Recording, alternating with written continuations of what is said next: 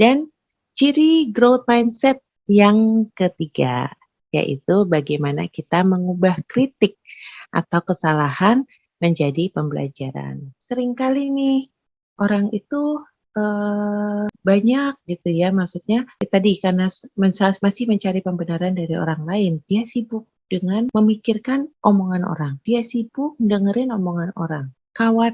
Sampai khawatir nih bikin kesalahan. Akhirnya kita sebagai leader, apa yang paling kita takutin?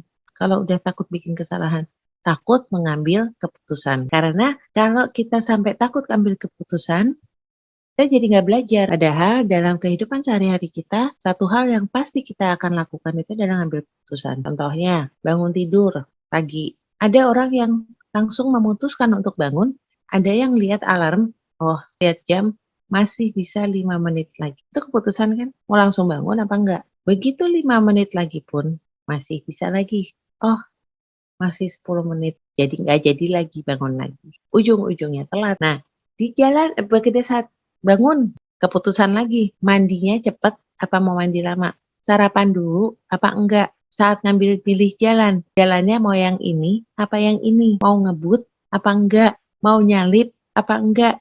Dan banyak keputusan lagi. Sifat ciri growth mindset yang ketiga ini ubah kritik dan kesalahan jadi pembelajaran. Itu harus kita punya sehingga kita nggak terlalu takut salah. Kita punya kedewasaan untuk memilih apa yang menurut kita baik dengan pertimbangan-pertimbangan. Nah, jadi di sini pembelajarannya macam-macam. Pada saat kita melakukan kesalahan, embrace it sekali lagi. Terima, akuin, dan perbaiki. Teman-teman, saya mau cerita satu hal yang jujur kalau orang banyak pada akan bilangnya gini, ah kok masa begitu? Waktu saya di sebuah hotel di awal karir saya dulu sebagai HR, saya pernah menerima surat peringatan tingkat 3 langsung. Kenapa? Waktu itu saya hamil, sudah hamil agak gede. Pada saat saya sedang kerja, ada karyawan masuk, cuma nanya sesuatu, minta form lah ya. Mbak, form ini di mana? Saya cuma gini karena sibuk kerja.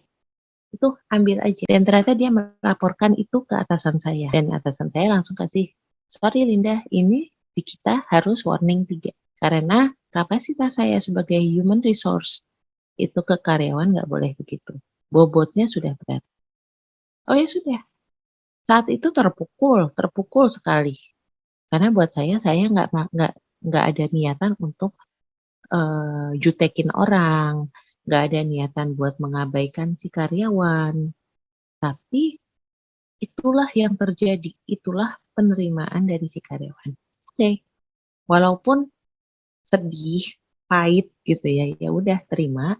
Tapi justru itu yang menjadi reminder buat saya setiap saat. Saya ambil itu sebagai pembelajaran. Ya alhamdulillah sekarang saya justru jadi terbiasa yang namanya kalau ada karyawan yang masuk ke ruangan saya, oh laptop saya tutup. Itu yang menjadikan saya benar-benar seorang yang fokus sama karyawan, fokus ke tim saya, gitu. Karena reminder tadi, karena kesalahan yang saya buat, yang tidak sengaja sih padahal, tapi ya sudah, gitu ya.